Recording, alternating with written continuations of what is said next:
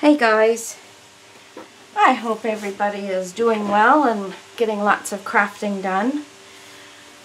I've been trying to figure out a little different way of doing journals. I really enjoyed this whole process of making journals, and so now what I want to do is kind of combine junk journals or just journals, not really so much junk journals, but journals with mini albums.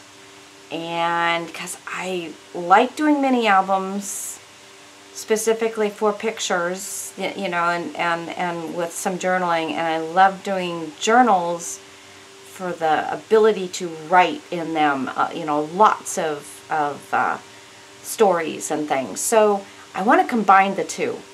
So I'm here today to tell you that that's what my next series is going to be. Mini album journal.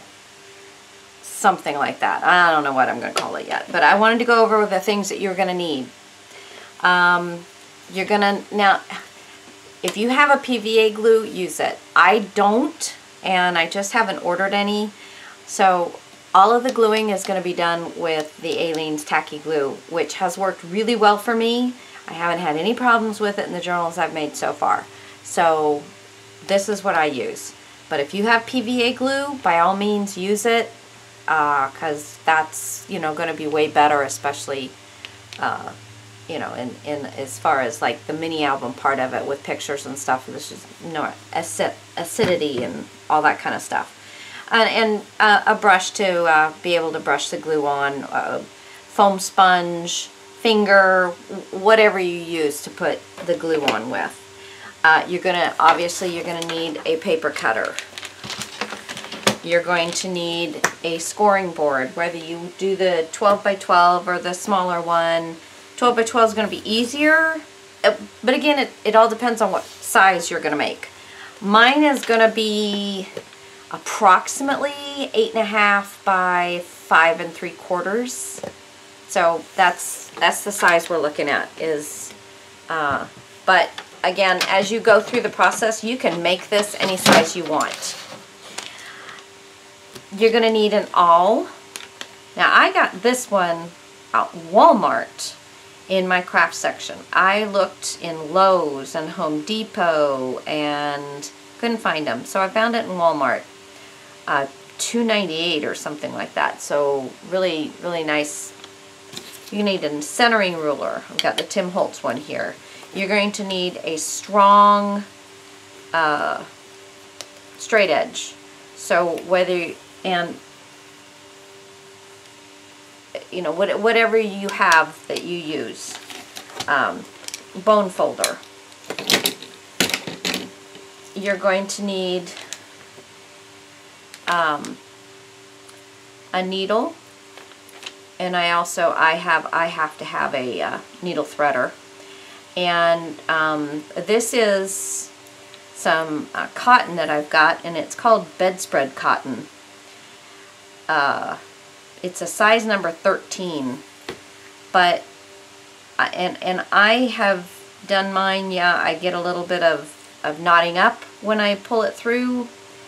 I don't have any wax, so I have not been waxing it. But I've been making it work. So, you know, any kind of that, you don't particularly want to use, you know, this is just a polyester thread. You don't really want to use the thread for, but some people do, and they don't seem to have any problems. I mean, I guess if it will hold your clothes together, it will hold your book together. So whatever you got, and then I will be using the thread as well on this project. So some kind of slightly larger threading, and then some just regular threading. You will need the two different ones though. Some fairly thin but strong. Polyester is a good one because it doesn't break very easily. Okay, so there's that. You're going to need a 1/8 inch ribbon. Any ribbon that's going to match your papers or be a good contrast on your papers. So, and I don't really know how much you're going to need, but you know, if you have a yard or two, you'll probably be fine.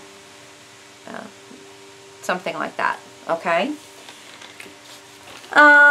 Okay. Then this is my main this scrapbook pad. I'm not really sure where I got it from, or well, it was gifted to me. I'm not really sure where they got it from, but it's on the sticker part that was on this said vintage, scrap pack vintage. So it's got some different elements to it which are nice. It's got a lot of pop outs. This is a sticker sheet of letters, and it's, you know, it's got some nice little pop out elements, and then these are cutouts, and then it's got it's called cardstock. It's fairly thin cardstock, but there's let's see, 20 sheets of paper, 9 sheets of cardstock, a sheet of stickers, and 3 punch out sheets. So it's a nice little collection. Let me see if I can turn it and you can get a kind of a visual on it.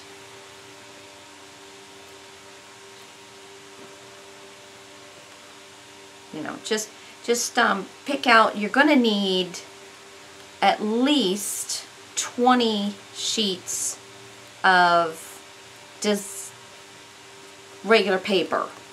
If you want to do more like journals, so there you kind of get the, and then these are the cardstocks.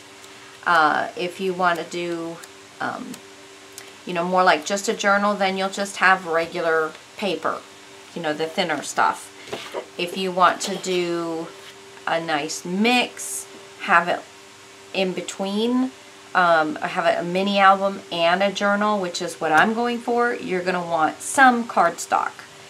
Now the cardstock that's in here is just solid. So while that's okay, I actually wanted some other sheets that weren't just solid.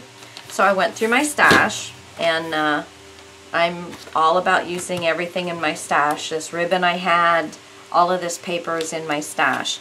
Now this, I'm going to put this here so you can kind of see. Let's see if I put it off to one side. There we go. So you can kind of see here. This fits in with the browns that are going to be in there. This was from Tim Holtz Ideology Travel, I think it was, Travelogue. So this side here does not really go necessarily, but I liked this side. Now, yes, you're going to see both sides, but you can downplay the sheet that you don't like as well, and leave blank the page that you do like. So this was one, I wanted about 7 sheets of double-sided cardstock so that I could mix it in. I got a couple of Primas here, I think just 2. This is from the Romantique collection. I've got Hillary and the Quartz. This is a 2011. So the greens work really well. The greens that are in this collection and the pinks, as well as the mauves, kind of work really well. And there is a bit of brown, and this is the one I like here, which works really well with these lighter backgrounds. So I've got those 2. Then I have Kaisercraft. I have 3 sheets from the Kaisercraft collection, I believe was all. This one is the Attitude collection, and I like it with the mauves.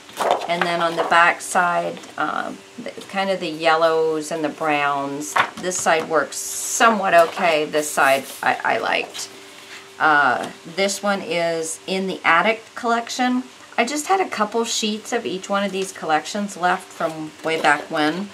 This one is from, oh, I don't have a clue. So, but I like this with the different flower patterns.